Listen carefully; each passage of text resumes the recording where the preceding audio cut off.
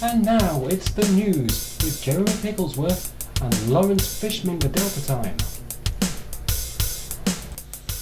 Celebrity bandit and Kermit the Frog lookalike Roman Polanski has admitted being a geriatric nonce by agreeing to cough up $500,000 to Samantha Grima, however you pronounce the name, not sure.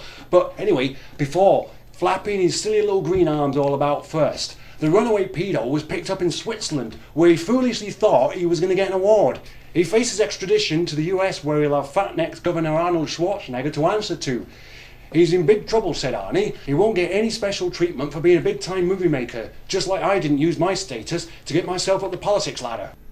The Royal Navy this week sees its biggest ever haul of cocaine, worth an estimated £240 million. The HMS Iron Duke, which found the drugs, found them on a fishing boat. Amy Winehouse is said to be distraught.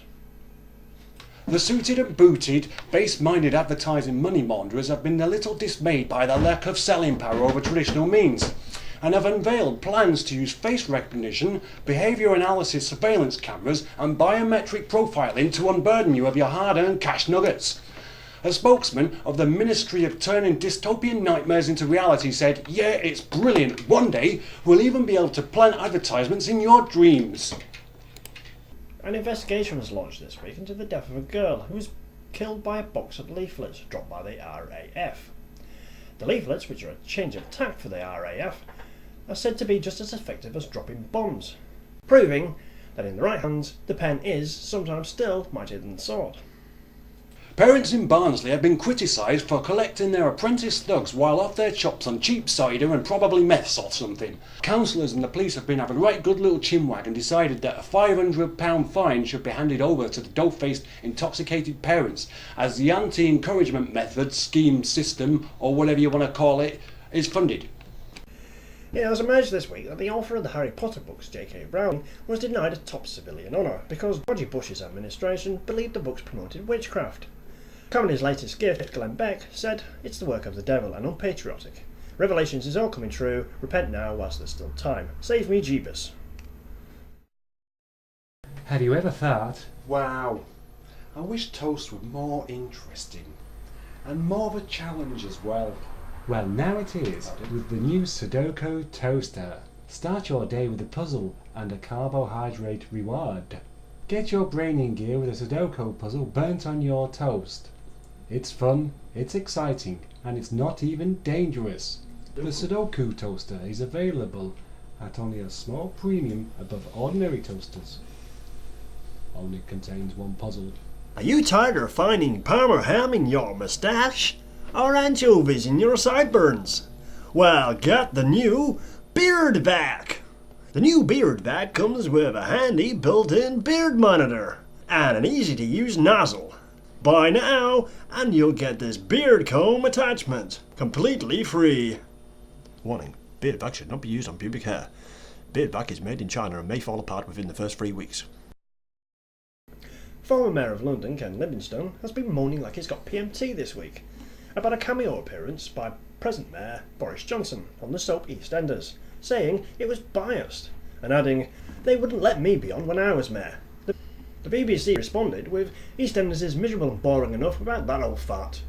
A new study suggests that women who smoke during pregnancy are much more likely to have their offspring grow up with psychotic tendencies, delusions and aggressive behavioural problems. The findings were suggested by an anti-smoking group and have been dismissed as irrelevant in these economic times, as the tax revenue makes up for much more than a few broken bus shelters.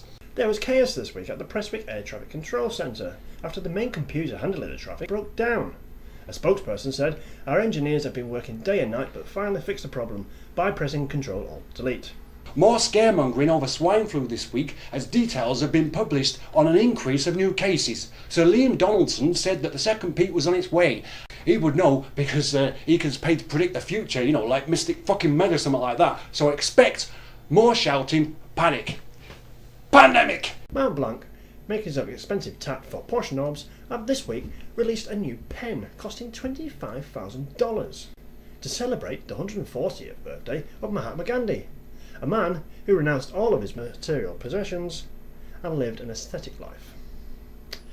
Many Hindus have condemned the pen as sick. However, Mahatma Gandhi's own grandson is said to be well up for the deal, as he's getting paid for each pen sold.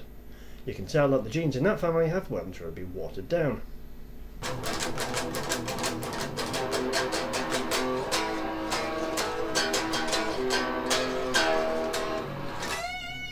And now for the weather with me. Gotta tell you, you're gonna be up in Scotland, it's gonna be nasty, so stay indoors and do a bit of practice. If you're in the north, it's gonna be raining. You guys gotta stay and do some practice, man. If you're in the south, it's gonna be lovely and sunny, so you might as well go outside. Take your amp with you, scare your neighbours, yeah!